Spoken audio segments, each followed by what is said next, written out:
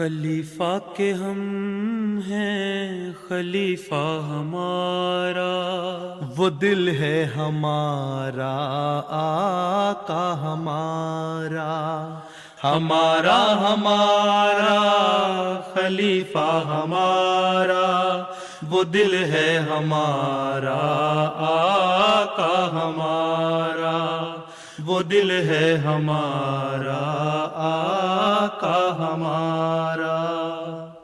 ಅಸ್ಸಲಾಮ್ ಅಲೈಕುಮ್. This week with ಹುಜೂರ್ ಕಾರ್ಯಕ್ರಮಕ್ಕೆ ಸ್ವಾಗತ. ಕಳೆದ ವಾರ ನಡೆದ ಅನೇಕ ಭೇಟಿಗಳ ಮುಖ್ಯಾಂಶಗಳನ್ನು ನಾವು ನಿಮಗೆ ತಲುಪಿಸುವ ಸೌಭಾಗ್ಯವನ್ನು ಪಡೆಯುತ್ತಿದ್ದೇವೆ. ಅವುಗಳಲ್ಲಿ ಅಲ್ ಇಸ್ಲಾಂ ಟೀಮ್, USA ಖುದ್ದಾಮ್ ಮತ್ತು ಕೆನಡಾದಿಂದ ಒಂದು ತಂಡದೊಂದಿಗೆ ಇರುವ ಭೇಟಿಗಳು ಇವೆ. ಲಿಬರಲ್ ಡೆಮೊಕ್ರಾಟಿಕ್ ಪಾರ್ಟಿ ನೇತಾರ ಸರ್ ಎಡ್ವೇ ಯುಜೂರ್ರನ್ನು ಭೇಟಿಯಾದರು.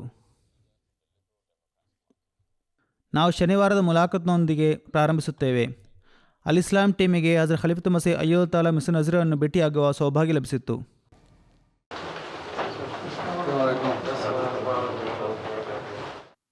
ಕಳೆದ ಶನಿವಾರ ಅಲ್ ಇಸ್ಲಾಂ ವೆಬ್ಸೈಟ್ ಟೀಮ್ಗೆ ಹಜರತ್ ಖಲೀಫತ್ ಮಸೀಹ್ ಅಯ್ಯದ್ ತಾಲಾ ಮಿಸ್ ನಜೀರನ್ನು ಮುಲಾಖಾತ್ ಮಾಡುವ ಸೌಭಾಗ್ಯ ಲಭಿಸಿತ್ತು. ಪವಿತ್ರ ಕುರಾನ್ ಪಾರಾಯಣದೊಂದಿಗೆ ಮುಲಾಖಾತ್ ಪ್ರಾರಂಭವಾಯಿತು. ನಂತರ ಅಲ್ ಇಸ್ಲಾಂ ತಂಡವು ಅಭಿವೃದ್ಧಿಪಡಿಸಿದ ಹೊಸ ಆಯಾತ್ ಸರ್ಚ್ ಅಪ್ಲಿಕೇಶನ್ ಬಗ್ಗೆ ಕಿರುಚು ಪರಿಚಯವನ್ನು ನೀಡಲಾಯಿತು. ಹುಜೂರ್ ಈ ಅಪ್ಲಿಕೇಶನ್ ಬಳಕೆದಾರರಿಗೆ ಎಐಯನ್ನು ಉಪಯೋಗಿಸಿ ಆಡಿಯೋ ಮೂಲಕ ಪವಿತ್ರ ಕುರಾನಿನ ವಚನಗಳನ್ನು ಹುಡುಕಲು ಅನುವು ಮಾಡಿಕೊಡುತ್ತದೆ. ಹುಜೂರ್ ಅನುಮೋದಿಸಿದಂತೆ ಅಪ್ಲಿಕೇಶನ್ ಹೆಸರು ಆಯಾತ್ ಸರ್ಚ್ ಮತ್ತು ಇದು iOS ಮತ್ತು ಆಂಡ್ರಾಯ್ಡ್ ಮೊಬೈಲ್ಗಳಲ್ಲಿ ಕಾರ್ಯನಿರ್ವಹಿಸುತ್ತದೆ. ಹುಜೂರ್ ಇದು ಅಪ್ಲಿಕೇಶನ್ನ ಹೋಮ್ ಸ್ಕ್ರೀನ್ ಆಗಿದೆ. ಬ್ಲೂ ಸ್ವಿಚ್ಚನ್ನು ಒತ್ತುವ ಮೂಲಕ ನಾನು ಪವಿತ್ರ ಕುರಾನ್ನ ಯಾವುದೇ ವಚನದ ಕೆಲವು ಪದಗಳನ್ನು ಪಠಿಸಬಹುದು. ಅಪ್ಲಿಕೇಶನ್ ನನ್ನ ಆಡಿಯೋವನ್ನು ರೆಕಾರ್ಡ್ ಮಾಡುತ್ತದೆ ಮತ್ತು ತಕ್ಷಣವೇ ವಚನವನ್ನು ಹುಡುಕುತ್ತದೆ. ನಾವು ಸರ್ಚ್ ಮಾಡಲು ಪ್ರಯತ್ನಿಸೋಣ. ಅಹ್ಲಿ ಮಸ್ರೂರ್, ಇಲಾ ಅಹ್ಲಿಹಿ ಮಸ್ರೂರ್.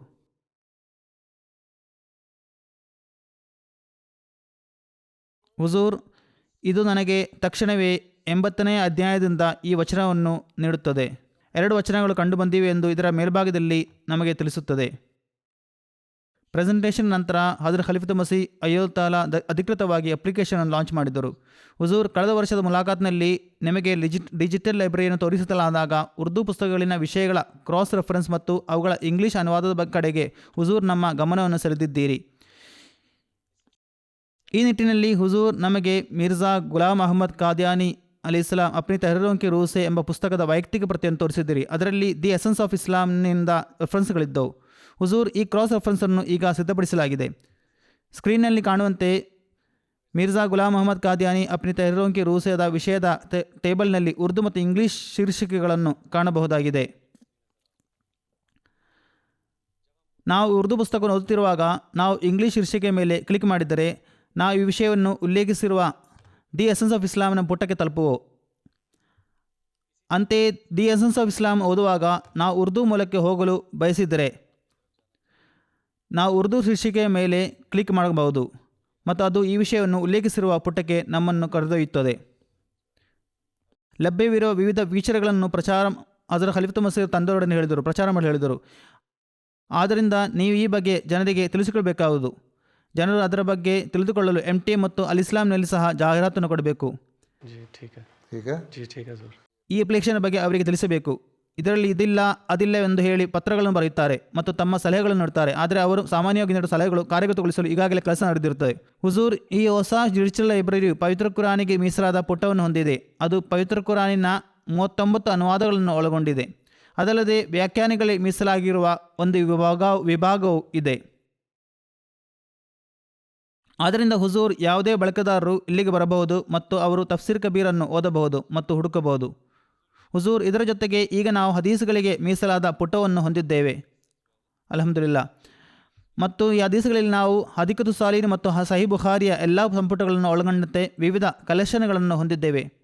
ಹುಜೂರ್ ನಮ್ಮಲ್ಲಿ ಸಹೀಹ್ ಮುಸ್ಲಿಮ್ನ ಎಲ್ಲ ಸಂಪುಟಗಳಿವೆ ಮತ್ತು ಸುನನ್ ಇಬ್ನು ಮಾಜಾ ಒಂದು ಸಂಪುಟವೂ ಇದೆ. ಇದು ಜಮಾತ್ ಮುದ್ರಿಸಿರುವ ಸಹೀಹ್ ಬುಖಾರಿ ವ್ಯಾಖ್ಯಾನವೇ? ಹೌದು ಹುಜೂರ್, ಇದೆಲ್ಲೋ ಅಲ್ಲಿ ಲಭ್ಯವಿದೆ. ಮತ್ತು ಸುಮಾರು 12, 13, 13 ಸಂಪುಟಗಳ ಸಹೀಹ್ ಮುಸ್ಲಿಂ ಸಂಗ್ರಹವಿದೆಯೇ? ಹೌದು ಹುಜೂರ್, ಅವೆಲ್ಲೋ ಲಭ್ಯವಿವೆ ಮತ್ತು ಅವೆಲ್ಲವನ್ನು ಹುಡುಕಬಹುದು. ಮತ್ತು ಹುಜೂರ್ ಖಲೀಫತುಲ್ ಮಸೀಹ್ ಸಾನಿ ರಜಲ್ಲಾಹರಿಗೆ ಮೀಸಲಾದ ಪುಟವಿದೆ ಮತ್ತು ಇಲ್ಲಿ ನಾವು ಅನ್ವಾರುಲ್ ಉಲೂಮ್ನನ್ನು ಹೊಂದಿದ್ದೇವೆ. ಬಳಕೆದಾರರು ಈ ಪುಟಕ್ಕೆ ಹೋಗಬಹುದು, ಅನ್ವಾರುಲ್ ಉಲೂಮ್ಗೆ ಹೋಗಬಹುದು ಮತ್ತು ಇದು ಅನ್ವಾರುಲ್ ಉಲೂಮ್ನ ಎಲ್ಲ 26 ಸಂಪುಟಗಳನ್ನು ಒಳಗೊಂಡಿದೆ. ಮತ್ತು ಹುಜೂರ್ ಇತರ ಸಂಪುಟಗಳಂತೆ ಅನ್ವಾರುಲ್ ಉಲೂಮ್ನಲ್ಲಿಯೂ ಸಹ ನಾವು ಸರ್ಚ್ ಮಾಡಬಹುದು. ಅಲ್ಹಮ್ದುಲಿಲ್ಲಾ, ಹುಜೂರ್ ಇಂಗ್ಲೀಷ್ ಮತ್ತು ಉರ್ದು ಸೇರಿದಂತೆ ಈ ಹೊಸ ಡಿಜಿಟಲ್ ಗ್ರಂಥಾಲಯದಲ್ಲಿ ಈಗ ನಮ್ಮಲ್ಲಿ ಸುಮಾರು 1000 ಪುಸ್ತಕಗಳಿವೆ. ಮುಲಾಕಾತ್ ಮುಕ್ತಾಯವಾದಂತೆ ಹಾಜರಿದ್ದವರಿಗೆ ಹುಜೂರ್ ಅನ್ವರ್ ಅಯ್ಯೋಲ್ತಾನವರೊಂದಿಗೆ ಫೋಟೋ ತೆಗೆದುಕೊಳ್ಳಲು ಮತ್ತು ಪೆನ್ನುಗಳನ್ನು ಉಡುಗೊರೆಯಾಗಿ ಪಡೆಯಲು ಸೌಭಾಗ್ಯ ಲಭಿಸಿತು.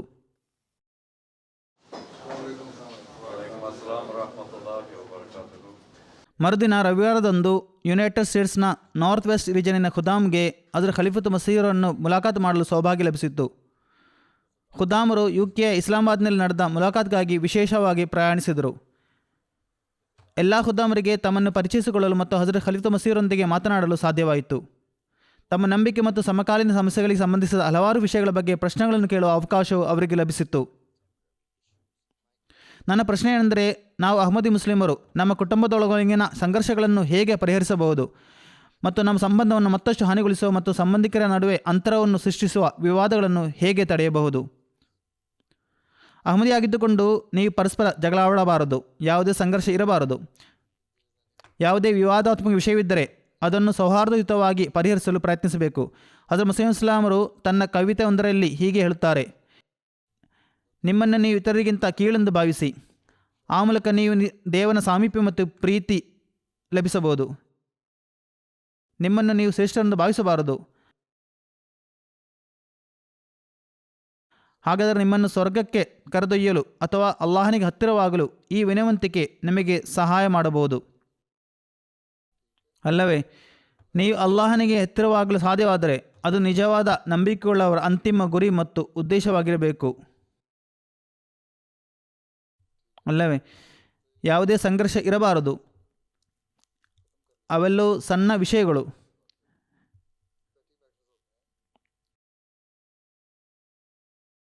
ಯಾವುದೇ ದೊಡ್ಡ ವಿವಾದಾತ್ಮಕ ವಿಷಯವಿಲ್ಲ.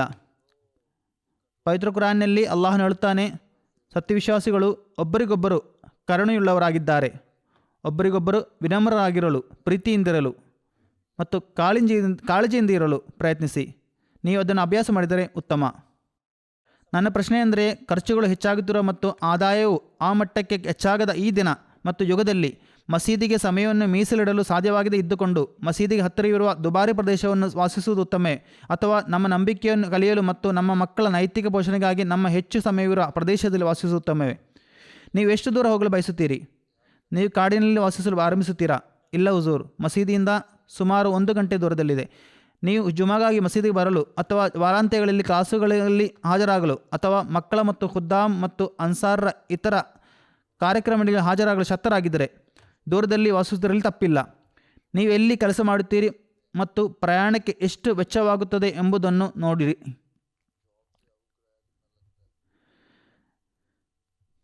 ನಿಮಗದು ಸಾಧ್ಯವಾದರೆ ನೀವು ದೂರದಲ್ಲಿ ವಾಸಿಸಬಹುದು, ಆದರೆ ನೀವು ಮಸೀದಿಯೊಂದಿಗೆ ಸಂಪರ್ಕವನ್ನು ಹೊಂದಿರಬೇಕು. ಇಲ್ಲದಿದ್ದರೆ ನಿಮ್ಮ ಎಲ್ಲ ಸಮಯವನ್ನು ನಿಮ್ಮ ಬಾಡಿಗೆ ಅಥವಾ ಅಡಮಾನವನ್ನು ಪಾವತಿಸಲಿಕ್ಕಾಗಿ ಹಣವನ್ನು ಸಂಪಾದಿಸಲು ಪ್ರಯತ್ನಿಸುವುದಾದರೆ ಹತ್ತಿರದಲ್ಲಿ ವಾಸಿಸುವುದರಿಂದ ಯಾವುದೇ ಪ್ರಯೋಜನವಿಲ್ಲ. ಅದಕ್ಕಿಂತ ದೂರದಲ್ಲಿ ವಾಸಿಸುವುದು ಉತ್ತಮ. ಇದನ್ನು ನೀವೇ ನಿರ್ಧರಿಸಬೇಕು.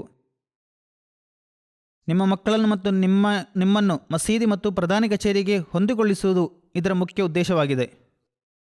ನನ್ನ ಪ್ರಶ್ನೆ ಎಂದರೆ, ಕೆಲವು ಖಲೀಫರು ಐತಿಹಾಸಿಕ ಮತ್ತು ಇತರ ವಿಷಯಗಳಲ್ಲಿ ವಿಭಿನ್ನ ಅಭಿಪ್ರಾಯಗಳನ್ನು ಹೊಂದಿರುತ್ತಾರೆ. ಕೆಲವೊಮ್ಮೆ ಜಮಾತಿನ ವಿದ್ವಾಂಸರು ಮತ್ತು ಜಮಾತಿನ ಇತರ ಸದಸ್ಯರು ಸಹ ಭಿನ್ನಾಭಿಪ್ರಾಯಗಳನ್ನು ಹೊಂದಿರುತ್ತಾರೆ. ಖಲೀಫರಿಗೆ ಭಿನ್ನವಾದ ಅಭಿಪ್ರಾಯವನ್ನು ಹೊಂದಿರುವುದು ಅವಿಧೇಯತೆ ಎಂದು ಪರಿಗಣಿಸಲಾಗುವುದೇ? ಸತ್ಯವೇನೆಂದರೆ, ಐತಿಹಾಸಿಕ ವಿಷಯಗಳು ವಿವಿಧ ಐತಿಹಾಸಿಕ ಉಲ್ಲೇಖಗಳನ್ನು ಆಧರಿಸಿವೆ. ಒಂದು ಪುಸ್ತಕವನ್ನು ಓದುವ ವ್ಯಕ್ತಿಯು ಒಂದು ನಿರ್ದಿಷ್ಟ ದೃಷ್ಟಿಕೋನವನ್ನು ಹೊಂದಿರುತ್ತಾನೆ ಮತ್ತು ಬೇರೆ ಪುಸ್ತಕವನ್ನು ಓದುವ ಇನ್ನೊಬ್ಬ ವ್ಯಕ್ತಿಯು ಮತ್ತೊಂದು ದೃಷ್ಟಿಕೋನವನ್ನು ಹೊಂದಿರುತ್ತಾನೆ. ಹೀಗಾಗಿ ಐತಿಹಾಸಿಕ ಅಥವಾ ಸೈದ್ಧಾಂತಿಕ ವಿಷಯಗಳಲ್ಲಿ ಭಿನ್ನಾಭಿಪ್ರಾಯಕ್ಕೆ ಅವಕಾಶವಿದೆ. ಆದಾಗ್ಯೂ ಖಲೀಫತುಲ್ ಮಸೀಹರು ಒಂದು ನಿರ್ದಿಷ್ಟ ನಿರ್ಧಾರವನ್ನು ತೆಗೆದುಕೊಂಡರೆ ಮತ್ತು ಏನನ್ನಾದರೂ ಸರಿಯೆಂದು ಭಾವಿಸಿದರೆ, ತನ್ನ ವಾದವನ್ನು ಬೆಂಬಲಿಸಲು ಪುರಾವೆಗಳನ್ನು ಒದಗಿಸಿದರೆ ಮತ್ತು ತನ್ನ ವಾದವನ್ನು ಬೆಂಬಲವಾಗಿ ಯುಕ್ತಿ ಮತ್ತು ತಾರ್ಕಿಕತೆಯನ್ನು ಒದಗಿಸಿದರೆ ಅದನ್ನು ಒಪ್ಪಿಕೊಳ್ಳುವುದು ಉತ್ತಮ. ನಿನ್ನೆ ಖುತುಬದಲ್ಲಿ ನಾನು ವಿವಿಧ ವರದಿಗಳನ್ನು ಪ್ರಸ್ತುತಪಡಿಸಿದೆ. ವಿವಿಧ ಐತಿಹಾಸಿಕ ಮೂಲಗಳು ಉಲ್ಲೇಖಿಸಿರುವ ಒಂದು ದೃಷ್ಟಿಕೋನವನ್ನು ನಾನು ಪ್ರಸ್ತುತಪಡಿಸಿದೆ. ಆದಾಗ್ಯೂ ನನ್ನ ಮನಸ್ಸು ಅದನ್ನು ಸ್ವೀಕರಿಸಲು ಸಿದ್ಧವಾಗಿರಲಿಲ್ಲ. ಆ ರೀತಿಯ ನಡವಳಿಕೆಯನ್ನು ಹಜರತ್ ಪೈಗಂಬರ್ ಸಲ್ಲಲ್ಲಾಹು ಅಲೈಹಿ ವಸಲ್ಲಂ ಉಂಟಾಗಲು ಸಾಧ್ಯವಲ್ಲ. ಆದ್ದರಿಂದ ಈ ವಿಷಯದ ಸರಿಯಾದ ವಿಶ್ಲೇಷಣೆಯನ್ನು ಪ್ರಸ್ತುತಪಡಿಸಲಾಯಿತು. ಯಾರಿಗಾದರೂ ಇದಕ್ಕೆ ವಿರುದ್ಧವಾಗಿ ಯಾವುದೇ ಪುರಾವಿದ್ದರೆ ಅವರು ಅದನ್ನು ಪ್ರಸ್ತುತಪಡಿಸಬೇಕು. ಯಾರಾದರೂ ಬೇರೆ ಅಭಿಪ್ರಾಯ ಹೊಂದಿದ್ದರೆ ಅವರು ಅದನ್ನು ಜಮಾತಿನಲ್ಲಿ ಹರಡುವುದಕ್ಕೆ ಬದಲಿಗೆ ಮತ್ತು ಖಲೀಫರು ತಪ್ಪಾಗಿ ಹೇಳಿದ್ದಾರೆ ಮತ್ತು ಇದು ನನ್ನ ಅಭಿಪ್ರಾಯವಾಗಿದೆ ಎಂದು ಹೇಳಿ ಜಮಾತಿನಲ್ಲಿ ಪಿತೂರಿ ಉಂಟು ಮಾಡುವುದಕ್ಕೆ ಬದಲಿಗೆ ಖಲೀಫತುಲ್ ಮಸೀರಿಗೆ ಬರೆಯಬೇಕು. ಅಂತಹ ವ್ಯಕ್ತಿಯು ಖಲೀಫತುಲ್ ಮಸೀರಿಗೆ ಪತ್ರವನ್ನು ಬರೆಯಬೇಕು ಮತ್ತು ತನ್ನ ಹೇಳಿಕೆಗೆ ಪುರಾವೆಗಳನ್ನು ನೀಡಬೇಕು. ಖಲೀಫತುಲ್ ಮಸೀಹ್ ಅದನ್ನು ಸರಿಯಾದ ಮತ್ತು ಸ್ವೀಕಾರಾರ್ಹ ಮಾತೆಂದು ಪರಿಗಣಿಸುವುದಾದರೆ ಅತ್ಯುತ್ತಮ. ಸಾಕ್ಷ್ಯಗಳು ಮತ್ತು ಪುರಾವೆಗಳೊಂದಿಗೆ ಅದು ತಪ್ಪಾಗಿದೆಂದು ಅವರು ಭಾವಿಸುವುದಾದರೆ ನೀವು ಅದನ್ನು ಒಪ್ಪಿಕೊಳ್ಳಬೇಕು. ಹಜರತ್ ಮಿರ್ಜಾ ಬಶೀರ್ ಅಹಮದ್ ಸಾಹಿಬ್ ರಜಿಯಲ್ಲಾಹು ಅನ್ಹು ಒಬ್ಬ ಅತ್ಯುತ್ತಮ ಚರಿತ್ರಗಾರ ಮತ್ತು ವಿದ್ವಾಂಸರಾಗಿದ್ದರು. ಅವರು ಮುಸ್ಲಿಂ ಇಸ್ಲಾಮರ ಪುತ್ರ ಕೂಡ ಆಗಿದ್ದರು. ಅನೇಕ ಐತಿಹಾಸಿಕ ವಿಷಯಗಳಲ್ಲಿ ತನ್ನದೇ ಆದ ದೃಷ್ಟಿಕೋನವನ್ನು ಹೊಂದಿದ್ದರು. ಅದು ಕೆಲವೊಮ್ಮೆ ಹಜರತ್ ಖಲೀಫತುಲ್ ಮಸೀಹರ ದೃಷ್ಟಿಕೋನದಿಂದ ಭಿನ್ನವಾಗಿರುತ್ತಿದ್ದು ಎಂದು ಅವರು ಹೇಳುತ್ತಾರೆ. ಅವರು ತನ್ನ ಅಭಿಪ್ರಾಯವನ್ನು ಖಲೀಫರಿಗೆ ಬರೆಯುತ್ತಿದ್ದರು. ಅದಕ್ಕೆ ಖಲೀಫರು ಖಂಡನೆಯೊಂದಿಗೆ ಪ್ರತಿಕ್ರಿಯೆ ಬರೆಯುತ್ತಿದ್ದರು.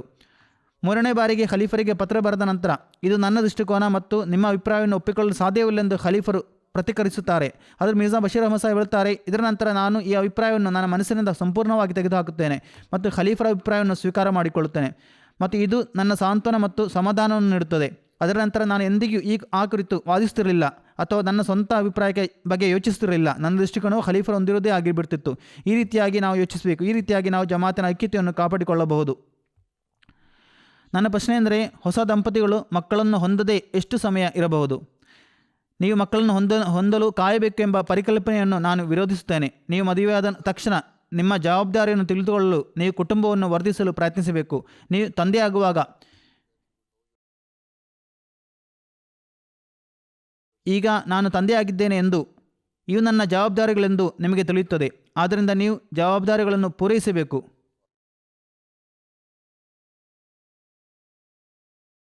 ಮತ್ತು ನೀವು ಮದುವೆಯಾದಾಗ ನಿಮ್ಮ ಕುಟುಂಬವನ್ನು ವರ್ಧಿಸಬೇಕೆಂಬುದು ಇಸ್ಲಾಮಿನ ಬೋಧನೆಯಾಗಿದೆ. ಒಳ್ಳೆಯ ಅಹಮದಿ ಮಕ್ಕಳು ಹುಟ್ಟುವಂತಾಗಲಿ.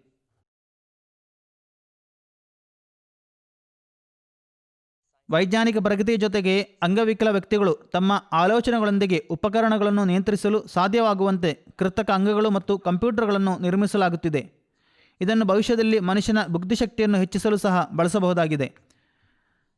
ನನ್ನ ಪ್ರಶ್ನೆ ಎಂದರೆ, ಇಸ್ಲಾಮಿನ ಬೋಧನೆಗಳ ಪ್ರಕಾರ AI ಮೂಲಕ ವ್ಯಕ್ತಿಯ ಬುದ್ಧಿಶಕ್ತಿಯನ್ನು ಹೆಚ್ಚಿಸಲು ಅನುಮತಿ ಇದೆಯೇ ಅಥವಾ ಅದನ್ನು ಇಸ್ಲಾಮಿನ ಬೋಧನೆಗಳಿಗೆ ವಿರುದ್ಧವೆಂದು ಪರಿಗಣಿಸಲಾಗುವುದೇ?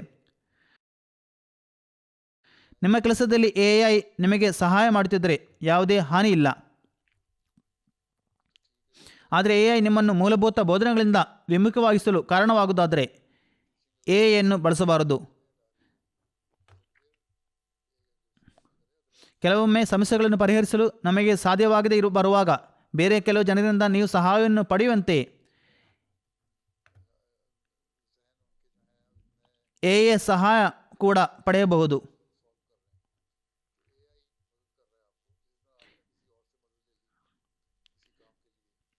AI ಏನು? AI ನೀಡಲಾಗುವ ವಿಷಯಗಳನ್ನು ಆಧರಿಸಿ ಅದು ಕೆಲಸ ಮಾಡುತ್ತದೆ. ನೀವು ಪ್ರಶ್ನೆಯನ್ನು ಕೇಳಿದಾಗ ಅದು ನಿಮಗೆ ಕೆಲವೊಮ್ಮೆ ತಪ್ಪಾದ ಉತ್ತರವನ್ನು ನೀಡುತ್ತದೆ ಎಂದು AI ತಜ್ಞರು ಹೇಳುತ್ತಾರೆ. ಆದಾಗ್ಯೂ ನೀವು ಅದನ್ನು ಸ್ವೀಕರಿಸುತ್ತೀರಿ ಏಕೆಂದರೆ ಅದನ್ನು AI ಹೇಳಿದೆ.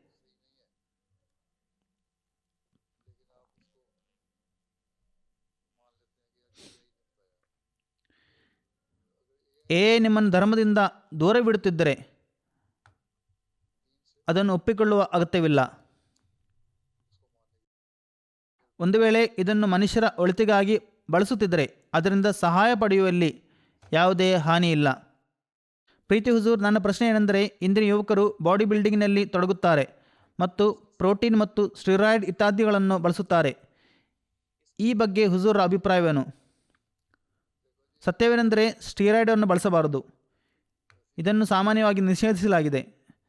ಒಲಿಂಪಿಕ್ಸ್ ಮುಂತಾದ ಸ್ಪರ್ಧೆಗಳಲ್ಲಿ ಭಾಗವಹಿಸುವಾಗ ಅವರು ಟೆಸ್ಟ್ಗಳನ್ನು ನಡೆಸುತ್ತಾರೆ ಮತ್ತು ಅವುಗಳನ್ನು ಬಳಸಿದವರನ್ನು ಡಿಸ್ಕ್ವಾಲಿಫೈ ಮಾಡುತ್ತಾರೆ.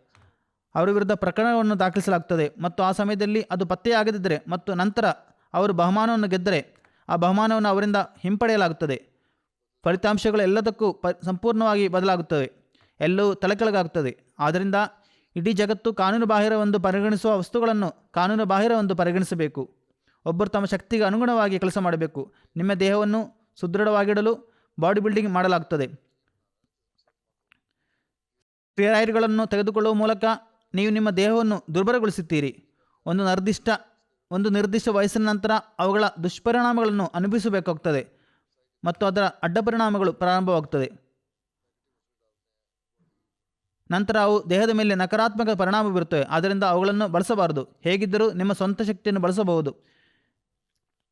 ಯಾರಾದರೂ ನಿಯಮಿತವಾಗಿ ವ್ಯಾಯಾಮ ಮಾಡುವುದಾದರೆ, ಬಾಡಿ ಬಿಲ್ಡಿಂಗ್ ಮಾಡುವುದಾದರೆ ಮತ್ತು ಕ್ರಮೇಣ 1 ಕಿಲೋದಿಂದ 2, 3, 4, 10 ಕಿಲೋದವರೆಗೆ ಮೆಲ್ಲನೆ ಎತ್ತುವುದಾದರೆ ದೇಹವು ಅದಕ್ಕೆ ಹೊಂದಿಕೊಳ್ಳುತ್ತಿರುವುದರಿಂದ ಅದು ಉತ್ತಮವಾಗಿದೆ.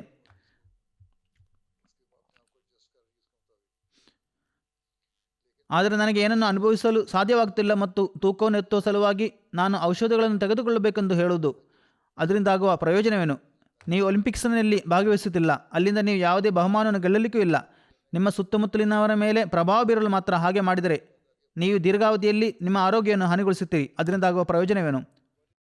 ರೋಬೋಟಿಕ್ಸ್ ಮತ್ತು AI ಅಂತ ತಂತ್ರಜ್ಞಾನಗಳು ಸಮಾಜದ ಮೇಲೆ ಉಂಟು ಮಾಡುವ ಪ್ರಭಾವದ ಬಗ್ಗೆ ಹುಜೂರ್ರ ಅಭಿಪ್ರಾಯವೇನು? ಮತ್ತು ಸಮಾಜದ ಮೇಲೆ ಹೆಚ್ಚು ಸಕಾರಾತ್ಮಕ ಪರಿಣಾಮ ಬೀರುವ ಈ ತಂತ್ರಜ್ಞಾನಗಳಲ್ಲಿ ಯಾವುದು ನಮಗೆ ಕೆಲಸ ಮಾಡಲು ಉತ್ತಮವೆಂದು ಹುಜೂರ್ ಭಾವಿಸುತ್ತೀರಿ? ಮನುಷ್ಯನಿಗೆ ಪ್ರಯೋಜನಕಾರಿಯಾದ ಯಾವುದೇ ತಂತ್ರಜ್ಞಾನವು ಒಳ್ಳೆಯದು. ಅದು AI ಆಗಿರಲಿ ಅಥವಾ ರೋಬೋಟ್ ಆಗಿರಲಿ. ರೋಬೋಟ್ ಎಂದರೇನು? ಅದು ನಿಮಗೆ ಸಹಾಯ ಮಾಡುತ್ತದೆ. ಈಗಲೂ ರೋಬೋಟ್ಗಳ ಆಪರೇಷನ್ಗಳನ್ನು ಮಾಡುವ ಸಾಕಷ್ಟು ಡಾಕ್ಟರ್ಗಳಿದ್ದಾರೆ. ರೋಬೋಟ್ಗಳು ಅಥವಾ AI ನಿಮಗೆ ಸಹಾಯ ಮಾಡುತ್ತಿದೆಯಾದರೂ ಅದು ನಿಮ್ಮ ಮನಸ್ಸಿನ ಮಾನಸಿಕ ಸಾಮರ್ಥ್ಯವನ್ನು ಕಡಿಮೆ ಮಾಡುತ್ತದೆ ಎಂದು ಕಾಣಬಹುದಾಗಿದೆ.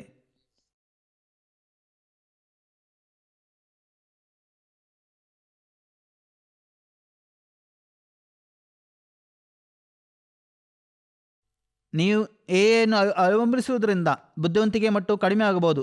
ನೀವು AI ಅಥವಾ ರೋಬೋಟ್ಗಳ ಸಹಾಯವನ್ನು ಪಡೆಯಬಹುದು, ಆದರೆ ಅವುಗಳ ಮೇಲೆ ಸಂಪೂರ್ಣವಾಗಿ ಅವಲಂಬಿತವಾಗಬಾರದು. ಇದನ್ನು ನಾನು ಹೇಳುತ್ತಿದ್ದೇನೆ. ಒಂದು ವಿಷಯದಲ್ಲಿ ಅಲ್ಲಾಹನ ಮೇಲೆ ಭರವಸೆ ಇಡುವುದು ಮತ್ತು ಗಮನವಿಟ್ಟು ಪ್ರಯತ್ನಗಳನ್ನು ಮುಂದುವರಿಸುವುದರ ನಡುವೆ ಸಮತೋಲನವನ್ನು ಸಾಧಿಸುವುದು ಹೇಗೆ? ನೀವು ನಿಮ್ಮ ಸಾಧನಗಳನ್ನು, ನಿಮ್ಮ ಮಾನವ ಸಾಮರ್ಥ್ಯಗಳನ್ನು ಮತ್ತು ನಿಮ್ಮ ಸಂಪನ್ಮೂಲಗಳನ್ನು ಅತ್ಯುತ್ತಮ ರೀತಿಯಲ್ಲಿ ಬಳಸಿಕೊಳ್ಳಬೇಕೆಂದು ಅಲ್ಲಾಹನು ಹೇಳುತ್ತಾನೆ.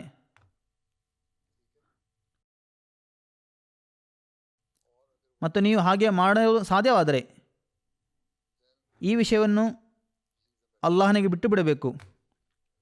ವಿದ್ಯಾರ್ಥಿಯು ಅಧ್ಯಯನ ಮಾಡಬೇಕು ಮತ್ತು ಪ್ರಯತ್ನದಲ್ಲಿ ತೊಡಗಬೇಕು. ಅವನು ಅಧ್ಯಯನ ಮಾಡಬೇಕು ಮತ್ತು ಅರ್ಥ ಮಾಡಿಕೊಳ್ಳಲು ಪ್ರಯತ್ನಿಸಬೇಕು ಮತ್ತು ಅವನ ಅಥವಾ ಅವಳ ಸಾಮರ್ಥ್ಯಗಳನ್ನು ಪೂರ್ಣ ಪ್ರಮಾಣದಲ್ಲಿ ಬಳಸಿಕೊಳ್ಳಬೇಕು. ನಂತರ ಅವರು ಈ ವಿಷಯವನ್ನು ಅಲ್ಲಾಹನಿಗೆ ಬಿಡಬೇಕು. ಅವರು ಅರ್ಧದಷ್ಟು ಮಾತ್ರ ಓದಬಾರದು ಅಥವಾ ಕೋರ್ಸ್ನ 50% ಕಡಿಮೆ ಭಾಗದ ಅಧ್ಯಯನ ಮಾಡಿಕೊಂಡು ಈ ವಿಷಯವನ್ನು ಅಲ್ಲಾಹನಿಗೆ ಬಿಟ್ಟು ಮತ್ತು ಅವನ ಮೇಲೆ ಭರವಸೆ ಇರಿಸಿದ್ದೇನೆಂದು ಹೇಳಬಾರದು. ಇದು ಅಲ್ಲಾಹನ ಮೇಲಿನ ಭರವಸೆಯಲ್ಲ. ಒಮ್ಮೆ ಒಬ್ಬ ವ್ಯಕ್ತಿಯು ಹಜರತ್ ಪೈಗಂಬರ್ ಸಲ್ಲಲ್ಲಾಹು ಅಲೈಹಿ ವಸಲ್ಲಮರನ್ನು ಭೇಟಿಯಾಗಲು ಒಂದು ಒಂಟೆಯ ಮೇಲೆ ಬಂದನು.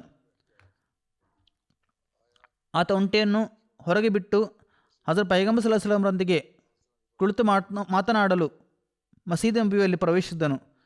ಅವರ ಚರ್ಚೆಯ ನಂತರ ಅವನು ಹೊರಗೆ ಹೋದಾಗ ಅವನ ಒಂಟೆ ಕಾಣೆಯಾಗಿದೆ ಎಂದು ಆತನಿಗೆ ಗೊತ್ತಾಗುತ್ತದೆ. ಅವನು ನನ್ನ ಒಂಟೆ ಕಾಣೆಯಾಯಿತು ಎಂದು ಹೇಳಿದನು. ಎಂದರೆ ಯಾರೋ ಅದನ್ನು ಕದ್ದಿದ್ದಾರೆ ಅಥವಾ ತೆಗೆದುಕೊಂಡಿದ್ದಾರೆ ಎಂದು. ಹಜರತ್ ಪೈಗಂಬರ್ ಸಲ್ಲಲ್ಲಾಹು ಅಲೈಹಿ ವಸಲ್ಲಂ ಹೇಳಿದರು, ನೀವು ಅದನ್ನು ಕಟ್ಟಿದ್ದೀರಾ? ಅವರು ಹೇಳಿದರು, ಇಲ್ಲ, ನಾನು ಅದನ್ನು ಕಟ್ಟಿರಲಿಲ್ಲ, ನಾನು ಅದನ್ನು ತೆರೆದಿಟ್ಟಿದ್ದೆ, ಏಕೆಂದರೆ ನಾನು ಅಲ್ಲಾಹನಲ್ಲಿ ನನ್ನ ಭರವಸೆಯನ್ನು ಇಟ್ಟಿದ್ದೆ. ಹಜರತ್ ಪೈಗಂಬರ್ ಸಲ್ಲಲ್ಲಾಹು ಅಲೈಹಿ ವಸಲ್ಲಂ ಹೇಳಿದರು, ಇದು ಭರವಸೆಯಲ್ಲ. ಭರವಸೆ ಏನೆಂದರೆ ನೀವು ಮೊದಲು ಅದನ್ನು ಕಟ್ಟಬೇಕಾಗಿತ್ತು ಮತ್ತು ನಾನು ಲಭ್ಯವಿರುವ ಎಲ್ಲ ಮುನ್ನೆಚ್ಚರಿಕೆಗಳು ಮತ್ತು ಸಾಧನಗಳನ್ನು ಬಳಸಿದ್ದೇನೆ ಮತ್ತು ಈಗ ನಾನು ಈ ವಿಷಯವನ್ನು ಅಲ್ಲಾಹನಿಗೆ ಬಿಡುತ್ತೇನೆ ಎಂದು ಹೇಳಬೇಕು. ಅದಾಗಿದೆ ಅಲ್ಲಾಹನ ಮೇಲಿನ ನಂಬಿಕೆ.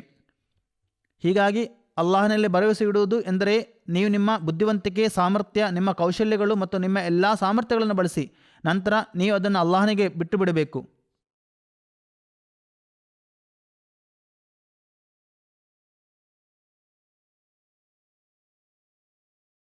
ನೀವು ಅದನ್ನು ಅರ್ಧದಲ್ಲಿ ಬಿಟ್ಟು ಅಲ್ಲಾಹನ ನೋಡುವನೆಂದು ಹೇಳಲು ಸರಿಯಲ್ಲ. ಅಲ್ಲಾಹನು ಹೇಳುತ್ತಾನೆ, ಅದನ್ನು ಮೊದಲು ನೀವೇ ಮಾಡಬೇಕು, ನಂತರ ಅದನ್ನು ನನಗೆ ಬಿಡಬೇಕೆಂದು. ಸೋಮವಾರ ಯುನೈಟೆಡ್ ಕಿಂಗ್ಡಮ್ನ ಲಿಬರಲ್ ಡೆಮೊಕ್ರಾಟ್ಸ್ ಪಕ್ಷದ ನಾಯಕ ಸರ್ ಎಡ್ ಡೇವಿ ಮತ್ತು ಲಂಡನ್ನಿನ ಸುಟ್ಟನ್ ಮತ್ತು ಚೀಮಿನ ಸಂಸತ್ ಸದಸ್ಯ ಲ್ಯೂಕ್ ಟೇಲರಿಗೆ ಹಜರ ಅಮೀರುಲ್ ಮೊಮಿನರನ್ನು ಭೇಟಿಯಾಗಲು ಸಾಧ್ಯವಾಯಿತು. ನಾನು ನಿಮ್ಮನ್ನು ಅಭಿನಂದಿಸಲು ಕೂಡ ಬಯಸುತ್ತೇನೆ. ಚುನಾವಣೆಯಲ್ಲಿ ನೀವು ಸಾಕಷ್ಟು ಸೀಟುಗಳನ್ನು ಗಳಿಸಿದ್ದೀರಿ. ನಾವು ಮಹತ್ತಾದ ಚುನಾವಣೆಯನ್ನು ಗೆಲ್ಲಲು ಸಾಧ್ಯವಾಯಿತು. ನೀವು ಹೆಚ್ಚು ಸೀಟನ್ನು ಗಳಿಸುವಿರಿ ಎಂದು ನಾನು ನಿರೀಕ್ಷಿಸುತ್ತಿದ್ದೆ, ಆದರೆ ಇದು ನನ್ನ ನಿರೀಕ್ಷೆಯನ್ನು ಕೂಡ ಮೀರಿತು. ಹೌದು, ಇದು 100 ವರ್ಷಗಳ ಅತ್ಯುತ್ತಮ ಫಲಿತಾಂಶವಾಗಿದೆ. ಮೀಟಿಂಗ್ ಮುಕ್ತಾಯಗೊಂಡಾಗ ಸಂಸದರಿಗೆ ಹಜರತ್ ಖಲೀಫತುಲ್ ಮಸೀಹರೊಂದಿಗೆ ಫೋಟೋ ತೆಗೆದುಕೊಳ್ಳಲು ಸಾಧ್ಯವಾಯಿತು. ಹುಜೂರನ್ನು ಮತ್ತೊಂದು ಬಾರಿ ಭೇಟಿಯಾಗಲು ಸಾಧ್ಯವಾದದ್ದು ನಿಜಕ್ಕೂ ಖುಷಿ ನೀಡಿದೆ. ನಾನು ತುಂಬ ಭಾಗ್ಯವಂತ. ಅವರೊಂದಿಗೆ ವಿವಿಧ ವಿಷಯಗಳ ಬಗ್ಗೆ ಚರ್ಚಿಸಲು, ಅವರ ಸಲಹೆಯನ್ನು ಕೇಳಲು ನಾನು ಇಸ್ಲಾಮಾಬಾದಿಗೆ ಬಂದಿದ್ದೇನೆ. ನಮ್ಮ ಲೋಕದಲ್ಲಿ ಏನು ನಡೆಯುತ್ತಿದೆ ಎಂಬುದರ ಬಗ್ಗೆ, ಎಲ್ಲೆಡೆ ಹರಡಿರುವ ಅಶಾಂತಿಯ ಬಗ್ಗೆ ವಿಶೇಷವಾಗಿ ನಾವಿಬ್ಬರು ಚಿಂತಿತರಾಗಿದ್ದೇವೆ. ಹುಜೂರ್ ಲೋಕದಲ್ಲಿ ಶಾಂತಿಯ ದೊಡ್ಡ ಸಮರ್ಥಕರಾಗಿದ್ದಾರೆ ಮತ್ತು ಅವರು ಶಾಂತಿಗಾಗಿ ವಾದಿಸುವ ಪ್ರಮುಖ ಮಾರ್ಗದರ್ಶಿಗಳಲ್ಲಿ ಒಬ್ಬರಾಗಿದ್ದಾರೆ. ಮತ್ತು ನಾವು ವಿದೇಶಾಂಗ ವ್ಯವಹಾರಗಳ ಬಗ್ಗೆಯೂ ಮಾತನಾಡುತ್ತಿದ್ದೆವು. ನಾವು ಗಾಜಾದಲ್ಲಿ, ಉಕ್ರೇನ್ನಲ್ಲಿ ಮತ್ತು ವಿಶ್ವದ ಇತರೆಡೆಗಳಲ್ಲಿ ನಡೆಯುತ್ತಿರುವುದರ ಬಗ್ಗೆ ಮಾತನಾಡಿದ್ದೇವೆ. ಅವರ ಗಮನವು ಶಾಂತಿಯ ಮೇಲೆ ಕೇಂದ್ರೀಕೃತವಾಗಿದೆ ಮತ್ತು ಅದು ಅವರು ಹೇಳುವ ಎಲ್ಲದರಲ್ಲೂ ಅದು ಕಾಣಬಹುದಾಗಿದೆ. ಅದು ಪಾಕಿಸ್ತಾನದಲ್ಲಿರುವ ಸಮುದಾಯಗಳ ಶಾಂತಿಯ ಬಗ್ಗೆ ಆಗಿರಲಿ, ಯುನೈಟೆಡ್ ಕಿಂಗ್ಡಮ್ನಲ್ಲಿರುವ ಧಾರ್ಮಿಕ ಅಲ್ಪಸಂಖ್ಯಾತರ ಶಾಂತಿಯ ಬಗ್ಗೆ ಆಗಿರಲಿ, ಇವೆಲ್ಲವೂ ಒಬ್ಬರನ್ನೊಬ್ಬರು ಅರ್ಥ ಮಾಡಿಕೊಳ್ಳುವುದು ಮತ್ತು ಮಾತುಕತೆ ನಡೆಸುವುದರ ಮೂಲಕ ಸಾಧ್ಯವಾಗುವುದು. ಇದರಿಂದ ಎಲ್ಲ ನಿವಾಸಿಗರು ಮತ್ತು ಎಲ್ಲ ನಾಗರಿಕರು ಆನಂದಿಸಬಹುದು, ಸಂತೋಷದಿಂದ ಇರಬಹುದು ಮತ್ತು ಆರೋಗ್ಯಕರ ಸಮುದಾಯವನ್ನು ಹೊಂದಬಹುದು. ಸೋಮವಾರ ಕೆನಡಾದ ಸೇಂಟ್ ಕ್ಯಾಥರಿನ್ ಜಮಾತಿನ ಅಹ್ಮದಿ ಮುಸ್ಲಿಮರ ಒಂದು ತಂಡಕ್ಕೂ ಹಜರತ್ ಅಮೀರುಲ್ ಮೊಮಿನೀನ್ ಅಯ್ಯದುಲ್ ತಾಲಾ ಬಿನ್ ಅಜೀಜ್ರನ್ನು ಭೇಟಿಯಾಗುವ ಸೌಭಾಗ್ಯ ಲಭಿಸಿತು. UK ಇಸ್ಲಾಮಾಬಾದ್ನಲ್ಲಿರುವ ಹಜರತ್ ಖಲೀಫತುಲ್ ಮಸೀಹರ ಆಫೀಸ್ನಲ್ಲಿ ಈ ಮುಲಾಕಾತ್ ನಡೆಯಿತು. ಅಹ್ಮದಿ ಮುಸ್ಲಿಮರ ಈ ಸಂಘ ವಿಶೇಷವಾಗಿ ಹಜರತ್ ಖಲೀಫತುಲ್ ಮಸೀಹರ ಹಿಂದೆ ನಮಾಜ್ ಮಾಡಲು UKಗೆ ಪ್ರಯಾಣಿಸಿದರು ಮತ್ತು ಮುಲಾಕಾತ್ ಮಾಡುವ ಸೌಭಾಗ್ಯ ಪಡೆದರು. ಭೇಟಿಯ ವೇಳೆ ಪ್ರತಿಯೊಬ್ಬರಿಗೂ ಸ್ವತಃ ಪರಿಚಯಿಸಿಕೊಳ್ಳಲು ಅವಕಾಶ ಪಡೆದರು ಮತ್ತು ಪ್ರಶ್ನೆಗಳನ್ನು ಕೇಳಲು ಸಹ ಅವರಿಗೆ ಸಾಧ್ಯವಾಯಿತು. ನನ್ನ ಪ್ರಶ್ನೆ ಏನೆಂದರೆ, ನಾನು ಮಾಲ್ ಸೆಕ್ರೆಟರಿ ಆಗಿದ್ದೇನೆ ಮತ್ತು ಜಮಾತಿನ ಅನ್ಸಾರುಲ್ಲಾ ಸದರ್ ಆಗಿರುವನು. ನಾವು ಪ್ರತಿ ತಿಂಗಳು ನಡೆಸುವ ಆಮಿಲಾ ಮೀಟಿಂಗ್ ಎಷ್ಟು ಮುಖ್ಯ ಮತ್ತು ನಾವು ಅದನ್ನು ನಡೆಸದಿದ್ದರೆ ಅದರಿಂದಾಗುವ ನಷ್ಟವೇನು? ಇದು ನಿಮಗೆ ಗೊತ್ತಿರುವ ವಿಷಯ. ನಿಮ್ಮ ದೌರ್ಬಲ್ಯಗಳನ್ನು ನಿವಾರಿಸಲು, ನಿಮ್ಮ ಭವಿಷ್ಯದ ಯೋಜನೆಗಳನ್ನು ರೂಪಿಸಲು ಯಾವ ಪ್ರಯತ್ನಗಳನ್ನು ಕೈಗೊಳ್ಳಬೇಕು, ಸುಧಾರಣೆಗಳನ್ನು ಹೇಗೆ ಮಾಡಬಹುದು ಮತ್ತು ನಿಮ್ಮ ಸ್ವಂತ ಅನುಭವಗಳಿಂದ ಇತರರು ಹೇಗೆ ಪ್ರಯೋಜನ ಪಡೆಯಬಹುದು ಎಂಬುದರ ಪ್ಲ್ಯಾನಿಂಗಾಗಿ ನೀವು ಮೀಟಿಂಗ್ ನಡೆಸುವುದಾದರೆ ಅದು ಒಳ್ಳೆಯದು. ಮತ್ತು ಎರಡನೇದಾಗಿ, ಸೆಕ್ರೆಟರಿಗಳು ಈ ಕುರಿತು ಕೆಲಸ ಮಾಡಬೇಕು. ಆಮಿಲಾ ಮೀಟಿಂಗ್ನಿಂದ ಈ ಪ್ರಯೋಜನಗಳಿದ್ದರೆ ಒಳ್ಳೆಯದು, ನೀವು ಅದನ್ನು ನಡೆಸಬೇಕು. ಇಲ್ಲದಿದ್ದರೆ ಅದರಿಂದ ಯಾವುದೇ ಪ್ರಯೋಜನ ಇಲ್ಲ. ಸತ್ಯವಿಶ್ವಾಸ ಮಾಡುವ ಪ್ರತಿಯೊಂದು ಕ್ರಿಯೆಗೂ ಏನಾದರೂ ಪ್ರಯೋಜನ ಮತ್ತು ಯುಕ್ತಿ ಇರಬೇಕು, ಇಲ್ಲದಿದ್ದರೆ ಅದು ನಿರರ್ಥಕ ಮತ್ತು ವ್ಯರ್ಥ. ಆದ್ದರಿಂದ ನೀವು ದುಆ ಮಾಡಬೇಕು. ನೀವು ಮೀಟಿಂಗ್ಗೆ ಮುಂಚೆ ಮೊದಲು ದುಆ ಮಾಡುತ್ತೀರಲ್ಲವೇ? ಈ ಮೀಟಿಂಗ್ನಲ್ಲಿ ಅಲ್ಲಾಹನು ನಮಗೆ ವಿವೇಕಯುತವಾಗಿ ಮಾತನಾಡಲು ಸಾಧ್ಯವಾಗಲು ಮತ್ತು ಈ ಮಾತುಕತೆಯಿಂದ ಪ್ರಯೋಜನ ಪಡೆಯಲು ಸಾಧ್ಯವಾಗಲು ಮತ್ತು ಜಮಾತಿನ ಇತರ ಸದಸ್ಯರು ಕೂಡ ಪ್ರಯೋಜನ ಪಡೆಯುವಂತಾಗಲು ನೀವು ಪ್ರಾರ್ಥಿಸಬೇಕು. ಹಾಗಾದರೆ ಇದರಿಂದ ಪ್ರಯೋಜನವಿದೆ. ಇಲ್ಲದಿದ್ದರೆ ಪೆಟ್ರೋಲ್ ಮತ್ತು ಸಮಯವನ್ನು ವ್ಯರ್ಥ ಮಾಡಿ ನಂತರ ಮನೆಗೆ ಹೋಗಿ ಹಣ ಪೆಟ್ರೋಲಿಗೆ ಖರ್ಚವಾಯಿತೆಂದು ಹೇಳಿಕೊಂಡು ಪತ್ನಿಯೊಂದಿಗೆ ಜಗಳವಾಡುವುದರಿಂದ ಯಾವುದೇ ಪ್ರಯೋಜನವಿಲ್ಲ. ಹೀಗೆ ನೀವು ನಿಮ್ಮ ಮನೆಯ ಶಾಂತಿಯನ್ನು ಹಾಳು ಮಾಡುತ್ತೀರಿ. ಅದಕ್ಕಿಂತ ಉತ್ತಮ ನೀವು ಆ ಸಮಯವನ್ನು ಮಕ್ಕಳಿಗೆ ನೀಡಿ ಅವರ ತರಬೇತಿ ಮಾಡುವುದಾಗಿದೆ. ಪ್ರತಿ 2 ತಿಂಗಳಿಗೊಮ್ಮೆ ಆಮಿಲಾ ಮೀಟಿಂಗ್ ನಡೆಸಿ ಮತ್ತು ಅದರಿಂದ ಪ್ರಯೋಜನವಿದ್ದರೆ ನೀವು ಪರಿಸ್ಥಿತಿಯನ್ನು ಗೊತ್ತು ಮಾಡಬೇಕು.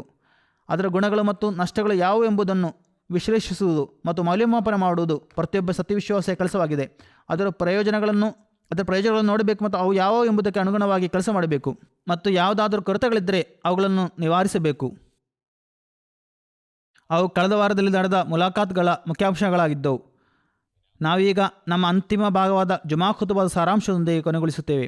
ಇಂದಿನ ಖುತ್ಬಾ ಜುಮಾದಲ್ಲಿ ಹುಜೂರ್ ಅಯ್ಯದುಲ್ ತಾಲಾ ವಾಗ್ದತ್ತ ಸುಧಾರಕ ಹಜರತ್ ಮುಸ್ಲಿಮ್ ಮೌದ್ ರಜಲಾಹರ ಬಗ್ಗೆ ಮಾತನಾಡಿದರು. ಅವರ ಜೀವನಕ್ಕೆ ಸಂಬಂಧಿಸಿದ ವಿವಿಧ ಸಂಗತಿಗಳನ್ನು ವಿವರಿಸಿದ ಹುಜೂರ್ ಅಯ್ಯದುಲ್ ತಾಲಾ ಪಾಕಿಸ್ತಾನದ ಸುರಕ್ಷತೆ ಮತ್ತು ರಕ್ಷಣೆಯನ್ನು ದೃಷ್ಟಿಯಲ್ಲಿರಿಸಿಕೊಂಡು ಸಫಲ ಪಾಕಿಸ್ತಾನಕ್ಕಾಗಿ ಹಜರತ್ ಮುಸ್ಲಿಮ್ ಮೌದ್ ರಜಲಾಹರ ದೃಷ್ಟಿಕೋನದ ಕೆಲವು ಆಯ್ದ ಭಾಗಗಳನ್ನು ವಿವರಿಸಿದರು. ಹಜರತ್ ಮುಸ್ಲಿಮ್ ಮೌದ್ ರಜಲಾಹರು ಪಾಕಿಸ್ತಾನದ ರಕ್ಷಣೆ ಮತ್ತು ಸುರಕ್ಷತೆ ದೃಷ್ಟಿಯಿರಿಸಿಕೊಂಡು ಹೇಳಿದರು, ಹೇ ಪ್ರಭು, ನಮಗೆ ಈ ದೇಶವನ್ನು ನೀಡು ಎಂದು ಪ್ರಾರ್ಥಿಸಿದವರು ನಾವೇ. ಈಗ ಅದರ ಸ್ಥಾಪನೆ ಮತ್ತು ಪ್ರಗತಿಗಾಗಿ ಪ್ರಯತ್ನಿಸುವುದು ನಮ್ಮ ಕೈಯಲ್ಲಿದೆ. ನಾವು ನಮ್ಮ ಕರ್ತವ್ಯಗಳನ್ನು ಅರಿಯಲು ವಿಫಲರಾದರೆ ನಾವು ಈ ಇಹಲೋಕದಲ್ಲಿ ಮತ್ತು ಪರಲೋಕದಲ್ಲಿ ಅವಮಾನವನ್ನು ಅನುಭವಿಸುವು. ಅಲ್ಲಾಹನು ಹೇಳುವನು, ನಿಮ್ಮನ್ನು ಕೋರಿಕೆಯ ಮೇರೆಗೆ ನಾನು ಈ ದೇಶವನ್ನು ನಿಮಗೆ ನೀಡಿದ್ದೆ, ಆದರೆ ನೀವು ಅದನ್ನು ನಾಶವಾಗಲು ಬಿಟ್ಟಿದ್ದೀರಿ. ಇಂದು ಮುಲ್ಲಾಗಳು ಇದನ್ನೇ ಮಾಡುತ್ತಿದ್ದಾರೆ ಮತ್ತು ಅದರ ನಾಶಕ್ಕೆ ಕಾರಣವಾಗುತ್ತಿದ್ದಾರೆ. ಪಾಕಿಸ್ತಾನದ ಆದಾಯವನ್ನು ಹೆಚ್ಚಿಸಲು ಹಜರತ್ ಖಲೀಫತ್ ಮಸೀಹ್ ಸಾನಿ ರಜಲ್ಲಾಹು ಸಮಾಜದ ಎಲ್ಲ ಬಣಗಳೊಡನೆ ಪ್ರಾಮಾಣಿಕವಾಗಿ ತೆರಿಗೆಯನ್ನು ನೀಡುವಂತೆ ಸಲಹೆ ನೀಡಿದರು ಮತ್ತು ಪಾಕಿಸ್ತಾನದ ರಕ್ಷಣೆಗಾಗಿ ಸಾಧ್ಯವಾದಷ್ಟು ಯುವಕರು ಸೇನೆಗೆ ಸೇರಬೇಕೆಂದು ಹೇಳಿದರು. ನಾವು ಇಸ್ಲಾಮಿನ ಹೆಸರಿನಲ್ಲಿ ಪಾಕಿಸ್ತಾನವನ್ನು ಕೇಳಿದೆವು, ಆದರೆ ಪಾಕಿಸ್ತಾನ ಸರ್ಕಾರವು ಇಸ್ಲಾಮಿನ ಸರ್ಕಾರವನ್ನು ಸ್ಥಾಪಿಸಲು ಏನೇನು ಮಾಡುತ್ತಿಲ್ಲ ಎಂದು ಆ ದಿನಗಳಲ್ಲಿ ಪತ್ರಿಕೆಗಳು ಹೇಳುತ್ತಿದ್ದರು. ಈ ಸಂಬಂಧಪಟ್ಟ ಹಜರತ್ ಮುಸ್ಲಿಮ್ ಮೌದ್ ಬಹಳ ದೂರದೃಷ್ಟಿಯಿಂದ ಮಾರ್ಗದರ್ಶನ ನೀಡಿದರು ಮತ್ತು ಕೊನೆಯಲ್ಲಿ ಹೀಗೆ ಹೇಳಿದರು, ಕೇವಲ ಘೋಷಣೆಗಳನ್ನು ಕೂಗುವುದು ದೇಶಕ್ಕೆ ಯಶಸ್ಸನ್ನು ನೀಡದು. ಈಗ ಪ್ರತಿಯೊಬ್ಬರು ಅಲ್ಲಾಹು ಅಕ್ಬರ್ ಅಥವಾ ಪಾಕಿಸ್ತಾನ್ ಜಿಂದಾಬಾದ್ ಮತ್ತು ಹಿಂದೂಸ್ತಾನ್ ಮುರ್ದಾಬಾದ್ ಎಂದು ಘೋಷಣೆಗಳನ್ನು ಕೂಗುವುದರಿಂದ ಭಾರತದಲ್ಲಿ ಒಂದು ಇಲಿ ಕೂಡ ಸಾಯದು. ಆದರೆ ಉದ್ಯಮಿಗಳು ತೆರಿಗೆ ಪಾವತಿಸಿದರೆ, ಪ್ರಯಾಣಿಕರು ತಮ್ಮ ರೈಲು ಟಿಕೆಟ್ಗಳನ್ನು ಖರೀದಿ ಮಾಡುವುದಾದರೆ, ಯುವಕರು ಅನಗತ್ಯ ಕಾರ್ಯಗಳಲ್ಲಿ ತಮ್ಮ ಸಮಯವನ್ನು ವ್ಯರ್ಥ ಮಾಡುವ ಬದಲು ಶಿಕ್ಷಣವನ್ನು ಪಡೆಯಲು ತಮ್ಮ ಗಮನವನ್ನು ಕೇಂದ್ರೀಕರಿಸಿದರೆ, ಸಮರ್ಥರಾದ ಯುವಕರು ಸೈನ್ಯಕ್ಕೆ ಸೇರಿದರೆ, ಅಧಿಕಾರಿಗಳು ಲಂಚ ತೆಗೆದುಕೊಳ್ಳುವುದನ್ನು ನಿಲ್ಲಿಸಿದರೆ ಮತ್ತು ಅವರ ಎಲ್ಲ ಕೆಲಸಗಳನ್ನು ಸಮಗ್ರತೆ ಮತ್ತು ಪ್ರಾಮಾಣಿಕ ಪ್ರಯತ್ನದಿಂದ ನಡೆಸಿದರೆ ಎಂದು ನಾನು ಹೇಳಿದ ಎಲ್ಲ ವಿಷಯಗಳನ್ನು ಎಲ್ಲರೂ ಪಾಲಿಸಲು ಪ್ರಾರಂಭಿಸಿದರೆ ಪಾಕಿಸ್ತಾನ ನಿಜವಾದ ಅರ್ಥದಲ್ಲಿ ಬಲಪಡುತ್ತಾ ಹೋಗುವುದು. ಹೇಗಿದ್ದರೂ ಇಂದು ಪರಿಸ್ಥಿತಿಗಳು ಇನ್ನೂ ಹದಗೆಟ್ಟಿರುವುದನ್ನು ನಾವು ನೋಡ್ತಿದ್ದೇವೆ. ಅವರು ಹೀಗೆ ಹೇಳಿದರು, ಹಾಗೆ ಮಾಡುವುದಾದರೆ ನೀವು ಎಂದಿಗೂ ಪಾಕಿಸ್ತಾನ ಜಿಂದಾಬಾದ್ ಎಂಬ ಘೋಷಣೆಯನ್ನು ಕೂಗದಿದ್ದರು ಪಾಕಿಸ್ತಾನ ಅಭಿವೃದ್ಧಿ ಹೊಂದುವುದು. ಈ ಘೋಷಣೆಯನ್ನು ಕೂಗಿದ್ದರೂ ಇಲ್ಲದಿದ್ದರೂ ಪಾಕಿಸ್ತಾನ ಯಶಸ್ವಿ ಆಗುವುದು.